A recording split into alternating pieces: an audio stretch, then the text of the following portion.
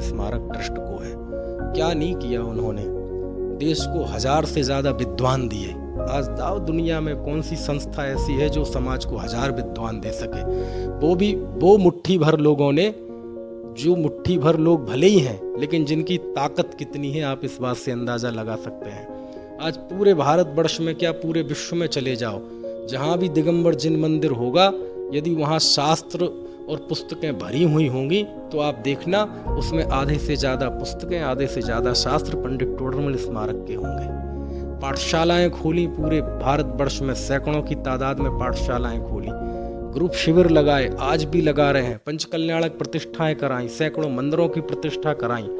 और मैं तो ये समझता हूँ अभी कोरोना का काल आया, 2 साल कितना विषम काल रहा पूरे विश्व के लिए, सारी संस्थाएं मुसीबत में आ गई, मतलब कितनी तरह की आर्थिक दिक्कतें, सामाजिक दिक्कतें, लेकिन उस विषम परिस्थिति में भी पंडित टोडरमल स्मारक बिल्कुल ऐसा अडिग खड़ा रहा, दिन दिन रात रात चौगनी वृद्धि करता रहा, उसका तेज, उसका प्रकाश बढ़ता रहा।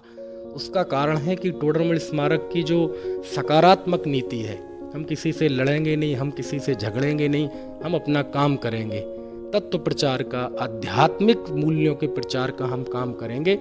कोई हमें किसी को जवाब नहीं देना, हमें कोई ऐसे झगड़ों में नहीं पड़ना जिससे हमारे इस अभियान में, हमारे इस प्रचार प्रसार प्रभावना के काम में बाधा पहुँचे। तो ये सारी चीज़ें जो टोडरमल स्मारक में हैं वो उसे जीवंत बनाती हैं।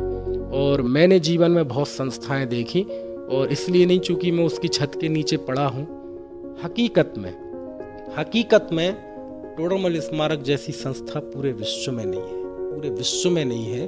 उसकी जो कार्य करने की शैली है, जो पॉजिटिव अप्रोच है, लोगों तक पहुंचने की ताकत है, हर चीज़ को बहुत अच्छे से प्रबंधन करने की ताकत है, वो टोडरमल स्मारक को बड़ी विशिष्ट बनाती है। 50 साल से ज़्यादा उस संस्था को हो गए, उसकी जड़ें इतनी गहरी हैं, उस संस्था का सम्मान इतना गहरा है, विरोधियों के अंदर भी टोडरमल स्मारक का सम्मान इतना गहरा है कि उसकी बात आप कल्पना नहीं कर सकते। टोडरमल स्मारक उस दौर की संस्था है जब उस समय कोई संस्थाएं नहीं थी, केवल अकेली संस्था थी, ना अलग से कोई मंदिर होते थे, ना स्वाध्याय भवन होते थे।